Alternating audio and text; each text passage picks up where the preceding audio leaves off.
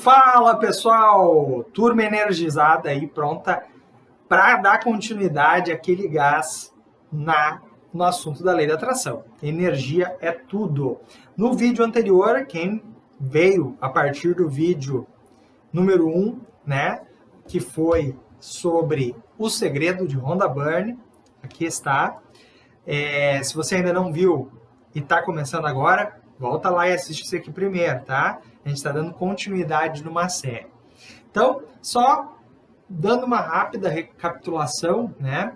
Dentro desse livro, foi o livro que me despertou para conhecer e para querer entender mais.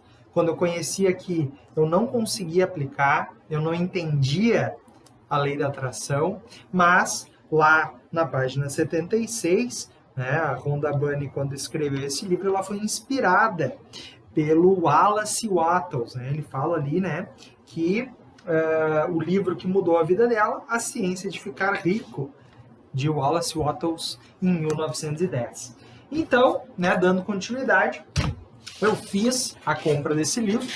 É um livro bem fininho, aqui vocês podem ver, deve ter aqui em torno de tem 107 páginas, tá?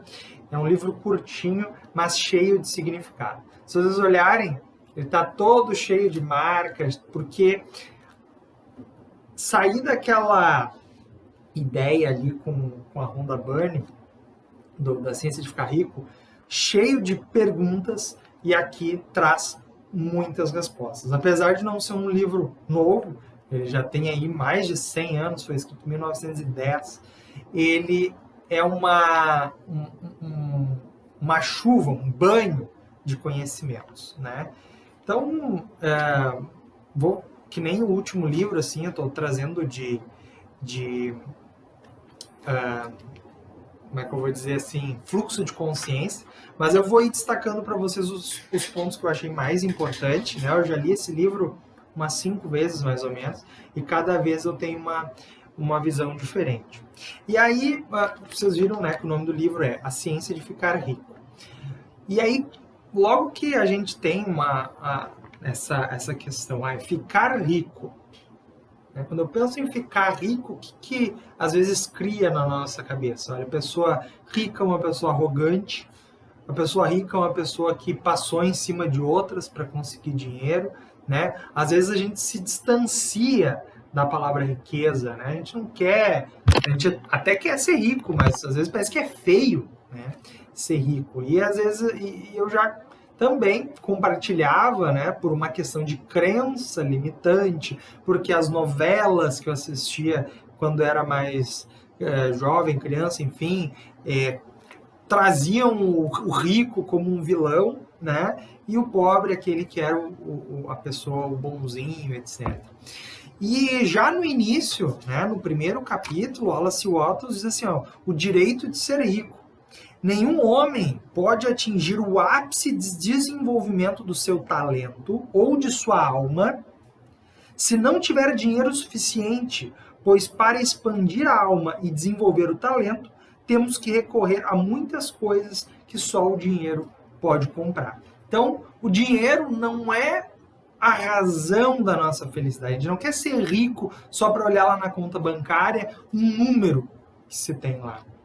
Mas sim, o que a gente pode fazer com isso? Transformar em conhecimento, fazer o bem pela sociedade. Aí vai muito de uma questão de propósito social. Mas o homem deve de ser rico. Ele deve buscar essa riqueza no sentido de se sentir pleno, né? De se sentir uma pessoa completa dentro daquilo que ela faz de melhor, né? Até para desenvolver suas características pessoais e profissionais, né? Ser verdadeiramente rico não significa contentar-se com pouco quando é capaz de usar e desfrutar mais. Satisfazer-se com menos do que isso é pecado. Uma forma, né, de dizer, mas o Wallace é muito feliz quando traz isso. Ele também diz que ter sucesso é ser tudo o que desejamos ser. E a gente só consegue isso fazendo uso dos bens materiais, para que a gente possa, né? Então a gente precisa ter que para entender a ciência de ficar rico a gente precisa adquirir, né? Por exemplo, se eu não tivesse dinheiro para comprar esse livro, eu nunca teria o conhecimento que ele me propôs. Então, essa é uma das ideias iniciais com que ele abre o seu capítulo. Então, ele daqui a pouco ele dá mais algumas sequências, né, sobre a ciência de ficar rico. Mas o ponto mais importante de tudo, e aí foi o que trouxe muita subsídio de informação, assim, de tipo, cara, isso faz sentido para mim, já foi aí, já a partir da página 22, né, onde ele diz o seguinte, deixa eu já passar aqui um pouquinho e depois eu volto. Só para... Ele diz o seguinte: existe uma matéria pensante da qual todas as coisas são feitas e que em seu estado original penetra e preenche todos os interespaços do universo. O que ele quer dizer com isso? Que absolutamente tudo no mundo está conectado. Eu, você que está aí assistindo, o computador que gravou, a luz que está irradiando de mim. Vamos pensar da seguinte forma, tá? Do que nós somos feitos, né? De pele, de osso, né? A nossa substância física. E dentro disso nós temos células, dentro das células, se for ir usando microscopicamente, nós temos os átomos, prótons, o elétron, até que a gente chega na mínima substância que é resumida em energia. Isso nós. Se a gente for fazer a mesma análise das substâncias, qualquer uma que seja, uma garrafa, plástico, mesa, madeira, o ar, tudo isso, oxigênio, né? Se a gente for ir dividindo em partículas, o ponto final é energia. Então, ele traz isso muito claro, dizendo que todas essas coisas, ou seja, tudo está conectado. Se eu sou energia, se tu é energia, se todo o universo é energia, nós todos somos uma coisa só e, ao mesmo tempo, nós somos tudo, né? Então, existe uma matéria pensante da qual todas as coisas são feitas. E aí, a segunda frase diz assim: um pensamento nessa substância produz a coisa imaginada por ele. O homem pode formar coisas em seu pensamento e, ao imprimir esses pensamentos à substância informe, pode fazer que seja criada a coisa na qual pensou. Então, vamos lá. Já temos o entendimento que a gente não tem controle de muitas coisas da nossa vida, aliás, de praticamente tudo. Eu não posso controlar você que está aí assistindo e dizer pausa o vídeo agora, ou enfim, você tem o livre-arbítrio para fazer o que quer. Eu não posso controlar, enfim, se vai chover agora ou não, né? Porque isso são fatores que fogem da minha alçada. Nem mesmo o meu corpo, eu não posso controlar se eu vou ficar doente agora ou não, se eu vou sair na rua e vou pegar uma gripe, né? O que eu posso controlar, afinal de contas, então? É aquilo que eu estou pensando, né? O nosso pensamento, aquilo que introduz a nossa mente e a gente tem condições de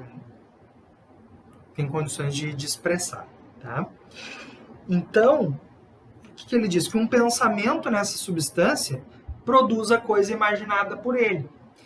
Aí sim, então, se a gente consegue controlar a nossa mente e o nosso pensamento sai através da energia, né? E a energia é o todo, então a gente tem condições de criar a nossa realidade a partir do pensamento, certo? Então eu posso sim imaginar o emprego que eu quero ter, eu posso sim imaginar a casa que eu quero ter, eu posso sim imaginar o carro que eu quero ter, a pessoa que eu quero ter ao meu lado, idealizando isso no pensamento, de forma concentrada e conectar isso com a energia em fora, certo? Então, a partir disso, a gente vai conseguir imprimir esses pensamentos na coisa desejada. Para isso, o homem deve passar da mente competitiva para a mente criativa. Do contrário, não se pode ter harmonia com a inteligência em fora. Olha que aprendizado que a gente tem aqui. E isso, para mim, mudou de fato também a forma como eu vejo o mundo, tá? O que é uma mente competitiva? Né? O que são pessoas competitivas? Para eu ganhar, se a gente está lado a lado, eu tenho que ser melhor do que você para eu ganhar. Isso é competitivo. Eu quero ser melhor que o meu vizinho, ter a casa melhor. Se ele comprar um carro do ano, eu quero ir lá e comprar outro, melhor ainda. Então, quando a gente está num estado competitivo, a gente condiciona nosso pensamento na escassez, naquilo que a gente não tem e aquilo que a gente quer ter. Pensando que daqui a pouco para eu ter, o outro não pode ter. E vice-versa. Né? Então, quando a gente entra num estado competitivo, a gente entende que as coisas são escassas. Não podemos nós dois ter prosperidade. Não podemos nós dois termos bons empregos. Não podemos nós dois evoluir na vida e ter uma pessoa do lado, um marido, uma esposa, que me complemente. Né? E quando a gente passa, então, do estado competitivo para o criativo, a gente pode entender que o mundo é abundante, gente. A abundância do universo está composta em todas as coisas, porque tudo é energia, o universo é energia, tudo está conectado. Então, para eu ter acesso, por exemplo, vamos falar de dinheiro, tá? Cash. Esse dinheiro, ele está circulando por aí. Se eu reclamo da falta de dinheiro, um dinheiro que eu não tenho, eu estou vibrando numa energia de escassez, numa mente competitiva. Ou seja, eu não tenho aquilo e quanto mais eu digo para o universo que eu não tenho aquilo, mais eu me afasto. A mente criativa, ela pede aquela coisa, mesmo sabendo que não tem, mas ela visualiza isso como já sendo seu, independente das circunstâncias. Então eu crio uma situação, eu crio um pensamento, eu direciono, eu canalizo para que o universo conduza as coisas para aquilo que eu quero ter, né? Então é bem isso assim, né? A gente pensa, concentra a nossa energia nisso e o universo vai nos trazer.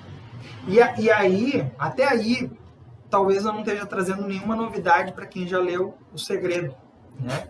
Só que se a gente para o entendimento por aqui, que a gente tem que pensar e a coisa vir, fica muito superficial, né? Porque tem uma questão de tempo para as coisas acontecerem, né? Se eu vou idealizar que algo vai acontecer, que eu quero que algo aconteça, e eu mentalizo isso pro universo, eu tenho que aguardar os movimentos para que essa energia movimente as coisas para que aquilo chegue em mim. Se eu quero um carro X, eu vou colocar isso na minha cabeça, eu vou reforçar isso diariamente, e cada vez que eu reforço, o universo vai construindo o movimento, aproximando pessoas, aproximando circunstâncias e situações, para que aquilo que eu desejei possa acontecer. E aí eu posso trazer um exemplo bem concreto. Tinha uma empresa grande, né, nacional, que eu tinha muita vontade de trabalhar. E eu coloquei na minha cabeça que eu ia trabalhar para essa empresa. A partir disso, quando eu liguei essa chave e comecei a pesquisar o que eu preciso fazer, o universo foi me dando as respostas que eu buscava. ele me aproximou pessoas que trabalhavam nessa empresa. Eu perguntei o que eu podia fazer. A pessoa me deu uma orientação. Eu fui atrás dessa orientação. Passei num processo seletivo e quando eu comecei a participar, eu já tinha na minha cabeça a consciência, a certeza de que eu ia ter passado. Mas isso foi uma coisa alimentada. Esse processo levou 1 ano para acontecer. Não é do dia para a noite, mas isso acontece.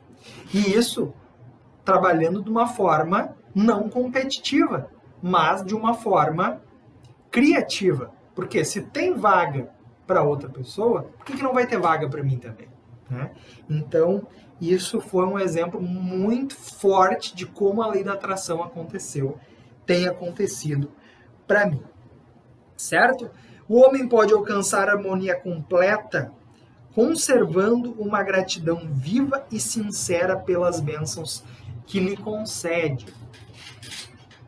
Vamos supor que você está dentro desse movimento tentando mudar uma situação de dentro da sua casa, uma doença, né, que alguém se acometeu, e ainda assim você quer prosperar, você quer essas coisas todas. É natural que o nosso pensamento direcione a gente para ter um pensamento negativo, de que as coisas não vão dar certo, principalmente quando a gente já tem um histórico de tentativas e erros. Então, uma coisa que me incomodou no livro, no Segredo, foi o fato de não ter essa abrangência, tá? Assim, tenho dificuldade para canalizar esse pensamento positivo. O que eu faço? Né? E aí, né, aqui ele já nos traz uma alternativa, que é a questão da gratidão. E vocês lembram que no outro livro ela disse que aqui, no livro de Wallace Wattles, a gratidão é a que tem o capítulo mais comprido, né? Porque nós temos que ver, a gratidão ela tem um poder energético muito forte, né? Porque quando a gente agradece alguma coisa na nossa vida, a gente não agradece coisa ruim que aconteceu.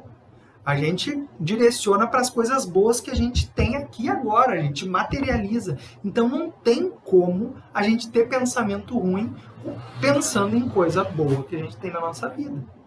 Então, se eu quero mudar de carro, um carro melhor, além de mentalizar, a gente agradece o carro que a gente já tem agora, ou se eu não tenho carro, a bicicleta, agradece a vida que tem, ou agradece a oportunidade de trabalhar para que isso possa vir a ser um sonho concretizado. E a gente começa a agradecer como se essa coisa já fosse nossa, se imaginar, se visualizar. Então a gratidão ela tem um potencial energético de converter um pensamento negativo em um pensamento positivo, né? E isso é uma das coisas mais bacanas da gratidão. O homem só pode se manter no plano criativo por meio de um sentimento profundo e constante de gratidão. O homem deve formar uma imagem clara e precisa das coisas que deseja ter, fazer ou ser, e deve manter essa imagem em seu pensamento, sendo ao mesmo tempo profundamente agradecida ao Supremo pela realização dos seus desejos. Então é exatamente o que eu mencionei agora, né? É ter essa coisa e agradecer constantemente, visualizar, tá? Quando eu quis trocar de carro, né? Tinha um carro dos meus sonhos. A Honda Burn, antes de chegar nesse assunto, tem uma das atividades que ela dá aqui, que ela comenta sobre um empresário que fez um quadro da visualização dos sonhos. Então ele imprimiu fotos, ou pegou de revistas, imagens da casa que ele queria morar, do carro que ele queria ter, do emprego que ele queria ter. Ele recortou isso, colocou num quadro e deixou lá no escritório dele, onde ele via isso constantemente e ia reforçando esse pensamento de criatividade. Eu fiz a mesma coisa, fui inspirado por isso, criei, imprimi a casa que eu queria ter, o emprego que eu queria ter, a família e o carro. E, enfim, eu já tinha um outro carro, estava no meio de um financiamento, etc. Quando terminei esse financiamento, natural, para muitas pessoas, para mim pelo menos, que a gente termina de pagar um financiamento, a gente quer ir para outra coisa melhor, para, enfim. E em acordo com a minha esposa, a gente decidiu que era o momento de trocar de carro. E qual carro que eu fui buscar? O carro que estava na imagem do meu quadro de visualizações. Parecia, na minha realidade, algo muito distante. Como eu me aproximei dessa realidade? Comecei a pesquisar sobre esse carro, a ver vídeos sobre ele, a pesquisar as concessionárias que tinham, até o dia que eu fiz o test drive. No momento que eu fiz o test drive, ficou tão viva a imagem minha dirigindo aquilo, que em cerca de 20 dias, não mais do que isso, eu estava dirigindo o carro que eu mentalizei e idealizei, concretizando um dos sonhos do meu quadro de visualização. Então, isso é real, tá, gente? Isso aconteceu com a minha vida e acontece constantemente. São exemplos mais concretos que eu estou trazendo para dizer que isso aqui é verdade, que isso aqui funciona e que se você aplicar, você tem muito potencial de conseguir aquilo que quer. Certo? Tem alguns pontos aqui, não quero tornar esse vídeo muito extenso. Mas assim, né? Não é só a gente mentalizar e ficar lá esperando. Que isso era uma coisa que me incomodava também, essa linha de pensamento. Sentar e esperar vai resolver? Não. Wallace Wattles traz aqui, né, que para receber o que lhe pertence, no momento que chegar, o homem deve ser ativo. E essa atividade só pode consistir em ser maior do que o lugar que ele ocupa. Deve se manter na memória o propósito de ficar rico e deve fazer cada dia tudo o que puder fazer, cuidando para que cada ato seja feita com perfeição e sucesso. Então, duas coisas aí. Primeiro, a gente não pode desejar nada pior do que a gente já tem agora. A gente só pode direcionar o pensamento para mais, uma casa maior, uma conta bancária mais gorda, um carro melhor. Sempre para o melhor. Tá? E segunda coisa, fazer tudo o que deve ser feito naquele dia para aquela coisa se concretizar.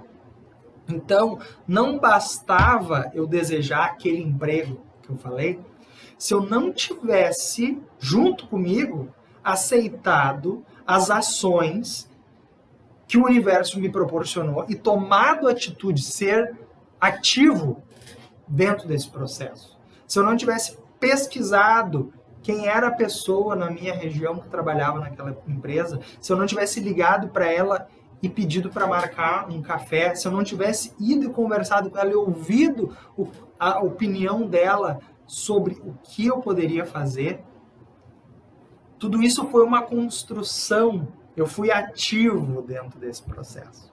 Então, tem a mentalização tem que ser positiva. Se ela está sendo negativa, deve ser convertida para positiva através da gratidão. E somado a isso, ter uma atitude positiva. Atitude mental positiva.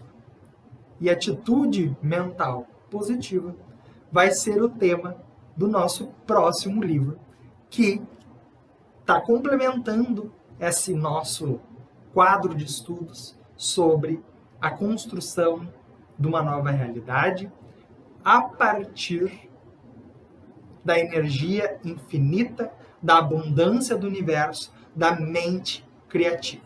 Eu ainda vou voltar no livro do Wallace Wattles muitas vezes para trazer outros exemplos, mas Atitude Mental Positiva de Napoleão Hill acompanhe aí os próximos vídeos, que vai ser o terceiro da nossa sequência. Muito obrigado para quem acompanhou. Por favor, curte aí e comenta. Você já teve alguma experiência aonde sentiu a lei da atração agindo na sua vida? Comenta aí. Valeu, pessoal!